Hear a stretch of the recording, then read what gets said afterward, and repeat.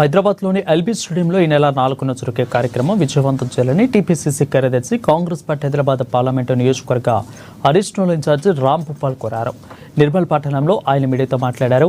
ఇక ఈ కార్యక్రమానికి పార్టీ జాతీయ అధ్యక్షులు మల్లికార్జున ఖర్గే హాజరవుతారని తెలిపారు. పార్టీ స్థితిగతులు, భవిష్యత్తు కార్యాచరణపై దిశానిర్దేశం చేరున్నారని అన్నారు. గ్రామ, మండల, పట్టణ కాంగ్రెస్ పార్టీ ముఖ్య నేతల పెద్ద సంఖ్యలో హాజరై జయప్రదం చేయాలని కోరారు.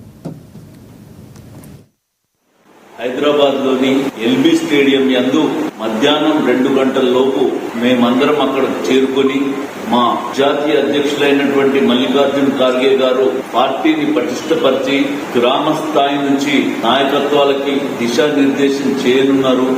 దీనికి ప్రతి నియోజకవర్గంలోని గ్రామాధ్యక్షుడు, మండలాధ్యక్షుడు, మండల కార్యవర్గ సభ్యులు, జిల్లా కార్యవర్గ సభ్యులు, ముఖ్యమైన నాయకులు మాత్రమే ఈ కార్యక్రమంలో పాల్పంచుకున్నారు.